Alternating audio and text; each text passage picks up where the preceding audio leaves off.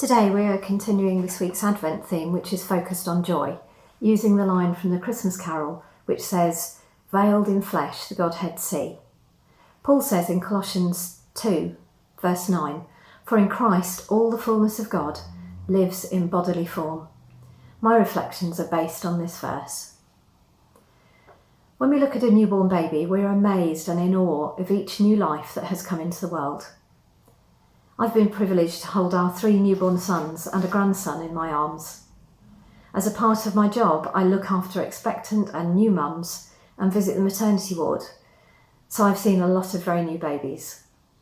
Each of those new lives holds such potential.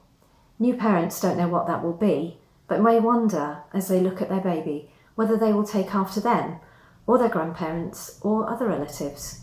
Will they be sporty, intelligent, practical, musical, kind, a leader or a quiet encourager that makes a big impact on those they meet?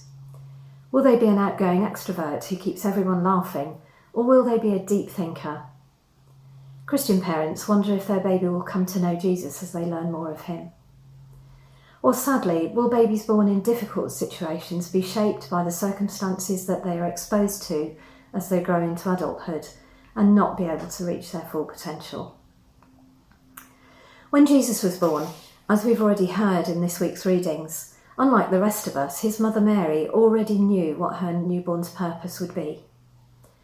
The mystery of the fact that Jesus would be fully human but fully God is one that we find almost impossible to grasp, but it is central to our faith.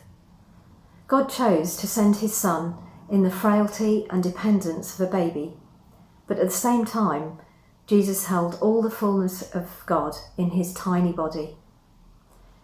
The book of Colossians tells us something of what that means, that he didn't just reflect God, he was God.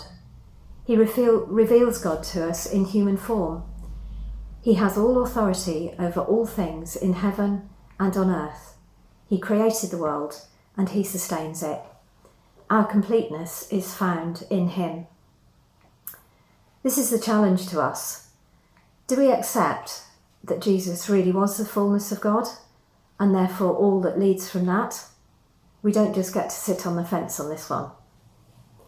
C.S. Lewis said, "Either this man was and is the Son of God, or else he was a madman or something worse. But let us not come with any patronising nonsense about him being a great teacher. He has not left that open to us." The fullness of God is open to us if we are open to receiving it. Paul prays in Ephesians chapter 3, "I pray that you, being rooted and established in love, may have power, together with all the Lord's holy people, to grasp how wide and long and high and deep is the love of Christ, and to know this love that surpasses knowledge, that you may be filled to the measure of all the fullness of God." So whatever our start in life, we have the opportunity to reach the full potential of what God has in store for us. In John 1 verse 16, we read that from his fullness we have received grace heaped upon more grace, and that brings us great joy.